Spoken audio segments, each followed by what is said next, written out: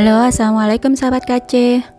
Kali ini saya akan berbagi tips tentang cara memperbanyak Episkia tanpa harus kita memotong anakan atau batangnya. Sebenarnya ada dua cara tanpa kita harus memotong, yaitu pertama kita bisa menanam anakannya langsung di media tanam. Jadi biasanya kalau ini ada sulurnya, nah sulurnya itu langsung kita tanam langsung di sebelahnya. Yang kedua dengan cara cangkok. Nah jika kita menanam sulur dan potnya ukurannya agak besar, itu tidak masalah karena ada space. Yang jadi masalah adalah ketika potnya ini kecil dan dia ada sulur, dan sulurnya itu lumayan sudah agak ke bawah gitu kan, agak susah ya untuk menanam di pot. Nah ini akan saya coba dengan metode cangkok.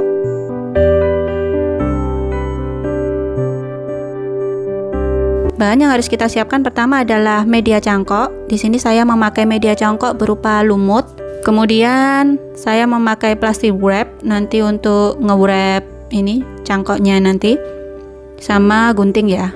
Nanti guntingnya akan kita pakai untuk menggunting plastiknya. Dan di sini saya menyiapkan root up. Sebenarnya tanpa root up juga tidak masalah sih. Ini karena saya uji coba, jadi saya coba pakai root up dulu.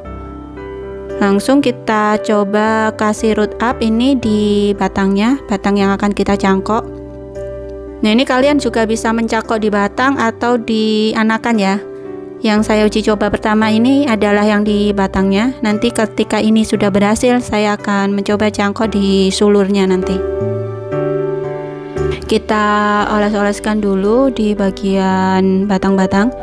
Nah sebenarnya untuk akar si Episkia ini akan muncul di bagian yang ada di ketiak-ketiak ini ya, batang yang dekat dengan daun. Sebenarnya nih kalian tanpa root up juga tidak masalah sih, harusnya bisa. Cuma ini saya penasaran, makanya saya kasih root up dulu. Tapi kalau lihat dari struktur batangnya sih tanpa perlu root up tidak apa-apa ini. Nah ini kita sekarang balut batangnya dengan moss. Sebenarnya kalian juga bisa memakai tanah atau kokopit ya. Akan tetapi untuk lebih mempermudah dan lebih praktis sih, enakan memakai moss.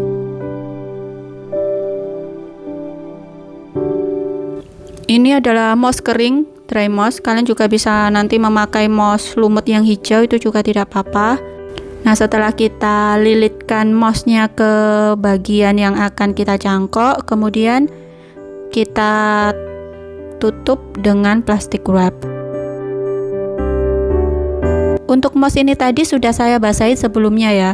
Jadi pastikan moss yang mau kalian jadikan media cangkok ini harus sudah basah sebelumnya. Kalian bisa membasahinya dengan air biasa atau kalian siram dengan vitamin B1 yang mengandung zat perangsang tumbuh. Kan ada tuh vitamin B1 yang hanya murni untuk vitamin, ada juga B1 yang include sama ZPT. Biasanya yang include sama ZPT ini harganya lebih mahal, tetapi itu lebih bagus untuk merangsang pertumbuhan.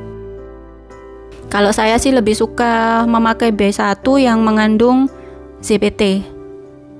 Biasanya sih kalau yang vitamin B1 biasa itu harganya kan di kisaran 12.000 sampai 15.000. Kalau yang mengandung ZPT ini harganya 2 kali lipat biasanya. Tapi menurut saya itu lebih bagus sih. Oke, kita tutup dulu.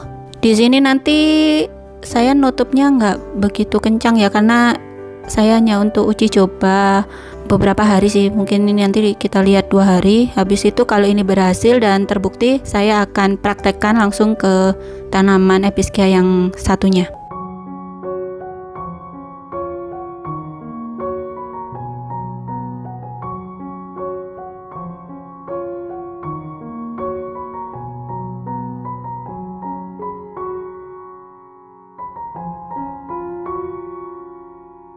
Nah ini hasilnya yang sudah saya cangkok 2 bagian.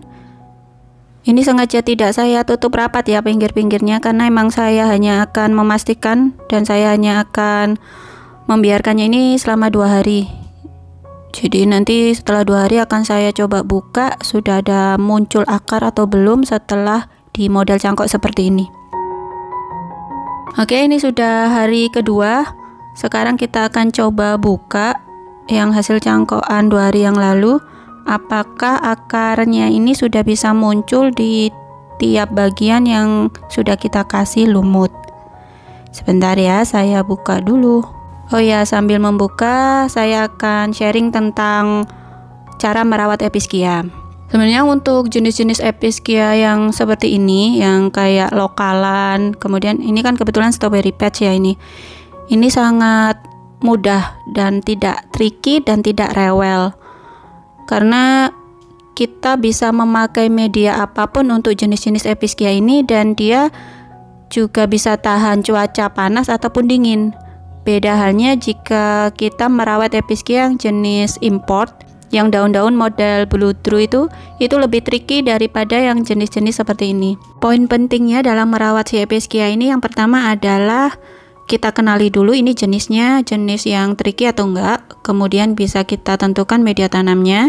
Yang kedua, dan ini yang rata dan pasti harus kita perhatikan, yaitu di penyiraman. Jangan pernah kita menyiramnya ini sampai overwatering, karena dia akan menyebabkan terlalu lembab dan muncul bakteri sehingga akhirnya dia mengalami busuk di batang maupun di daunnya. Kemudian yang terakhir yaitu spot. Pastikan tanaman kalian ini taruh di tempat teduh, karena kalau terlalu panas itu juga akan membuat daunnya kering dan gosong. Nah, ini setelah saya buka ternyata ini sudah keluar akar. Ini bisa kalian lihat ada akar yang keras kecil. Karena ini memang masih 2 hari ya, 2 hari, tapi ini sudah lumayan, ternyata memang berhasil ini. Kalau pakai cangkok ternyata dia mau keluar akarnya di bagian ujung-ujungnya ini. Nah, ini ada akar-akar yang kecil yang kuat. Ini bukan akar serabut, ini akar yang lumayan kuat ini yang muncul. Nah, ternyata metode cangkok ini ternyata benar-benar bisa berhasil. Nah, habis ini saya akan coba cangkok di tanaman Epischia lain. Nah, akan saya tunggu kurang lebih 1 pekan, kemudian akan saya coba lihat lagi. Karena untuk 2 hari aja ini sudah bisa berhasil sih. Sudah bisa berhasil muncul akarnya. Dan kelihatannya yang muncul nih akarnya memang akar yang lebih kuat. Jadi bukan akar yang serabut kecil-kecil. Nah, ini saya kemarin sudah uji coba di tanaman kiwi, Epischia kiwi. Ini sudah kurang lebih 10 hari ya. Sekarang saya bongkar. Caranya ini sama seperti yang Epischia strawberry patch kemarin ya. Cuman ini saya lebih rapat karena emang saya sudah tahu bakal berhasil. Makanya ini saya benar-benar tutup media cangkoknya ini dengan wrap yang rapat. Bentar saya buka dulu. Nah, dalam membukanya ini benar-benar sebenarnya harus hati-hati. Sebelum kalian buka seharusnya kalian siram dulu ya. Pastikan kalian basahin agar dalam membukanya ini lebih mudah. Nah, ini tadi lupa saya basahin sehingga akarnya ini sepertinya banyak yang tercabut. Karena saya membukanya ini tadi dengan cara agak saya paksa karena menempel banget ini mouse-nya ke akar. Nah, ini bisa kalian lihat akarnya sudah lumayan gondrong. Nah, ini akar ya, ini akar yang agak menempel dengan mouse-nya. Ini saya cangkok di pas di sulur ini. Ini sulurnya Epischia kiwi, kemudian saya cangkok dan ternyata berhasil. Jadi kita tidak perlu memotong anakannya dulu dalam hal memperbanyaknya. Jadi kita tinggal mencangkoknya dan setelah akar muncul baru bisa kita potong. Nah, ini lebih aman sih daripada kita langsung memotong dan kita tanam di media tanam.